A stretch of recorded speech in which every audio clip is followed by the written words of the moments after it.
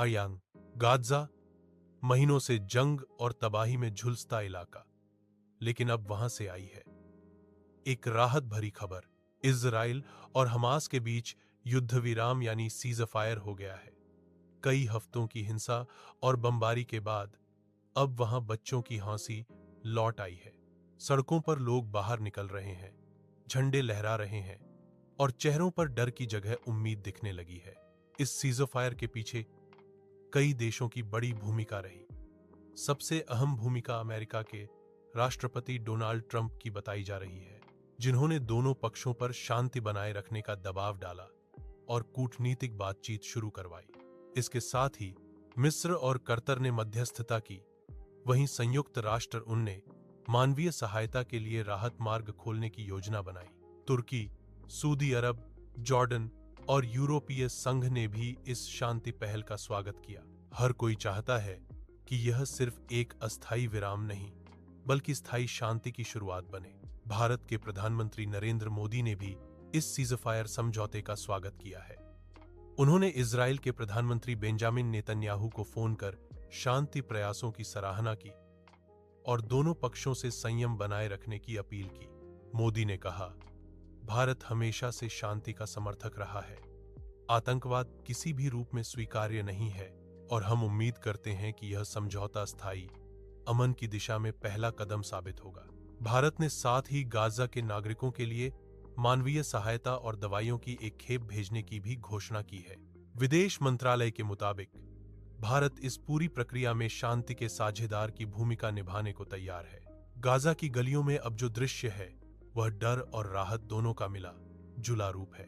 एक मां ने कहा, हम नहीं जानते यह अमन कितने दिन चलेगा, पर आज पहली बार ऐसा लगा कि बच्चे फिर से खेल सकते हैं। संयुक्त राष्ट्र ने इस सीज़फायर को उम्मीद की किरण बताया है और दुनिया के कई देशों ने इसे 2025 की सबसे बड़ी शांति उपलब्धि कहा है। गाजा में अब बम नहीं, बल्कि बच्चों की मुस्कान गूंज रही है और इस बार दुनिया यही चाहती है कि यह मुस्कान हमेशा के लिए टिकी रहे। ना गाजा की धरती पर आज भी बारूद की गंध है। आसमान में ड्रोन की गूंज और नीचे लोगों की चीखें सुनाई देती हैं। यह जंग 7 अक्टूबर 2023 को शुरू हुई, जब हमास ने इजराइल पर हमला किया और उसके जवाब में इजराइल ने पूरे गाजा पर बमबारी शुरू कर दी। 2 साल बीत चुके हैं, लेकिन आग अब तक ठंडी नहीं हुई। गाजा की एक महिला सारा अहमद, उम्र 28 साल, अपनी 2 छोटी बेटियों रायहा और जैम्बिया के साथ तबाही के बीच जीने की कोशिश कर रही है। उनके पति कई महीने पहले एक हमले में मारे गए थे। सारा अब अपने बच्चों की अकेली सहारा है। वह बताती है कि जिस दिन उनका घर बम से उड़ गया, उस दिन उसने अपनी मां को आखिरी बार देखा था। मां थोड़ी देर के लिए खाने का सामान लेने बाहर गई थी और तभी मिसाइल गिरी। कुछ घंटे बाद उनका शव मलबे के नीचे मिला। सारा कहती है कि उसने उस दिन जिंदगी से भरोसा खो दिया, लेकिन अपनी बेटियों की आंखों में डर देखकर उसने खुद को संभाल लिया। अब वह एक अस्थायी तंबू में रहती है।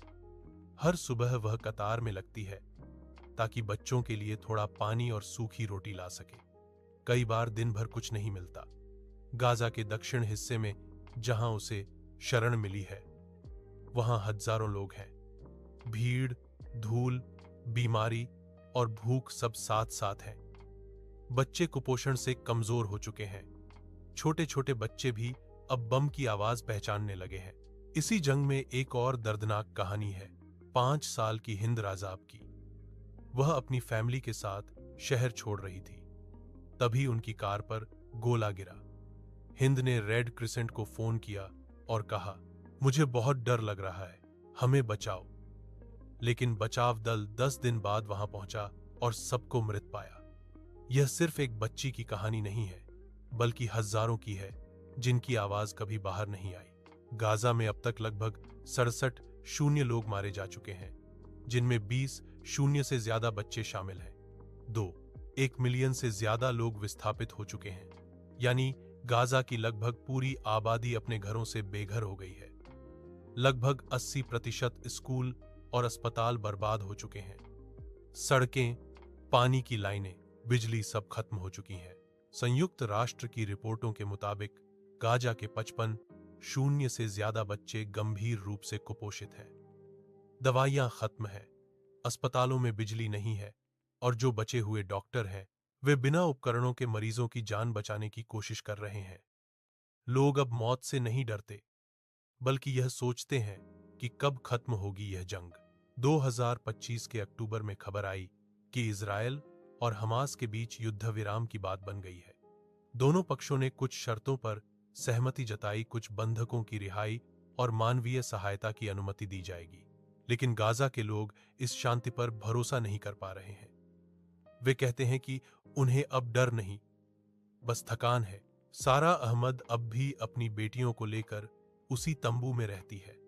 जब उससे पूछा गया कि क्या वह कभी अपने घर वापस जाएगी, उसने कहा, मेरा घर अब सिर्फ यादों में है, लेकिन अगर जिंदा रही तो वहीं फिर से ईंट रखूंगी जहां मेरी मां मरी थी। यही मेरी जिंदगी की आखिरी उम्मीद है। गाजा आज खंडहर बन चुका है, लेकिन उस खंडहर में अब भी कुछ आवाजें हैं जो कहती हैं, हम मिटे नहीं हैं, हम जिंदा हैं।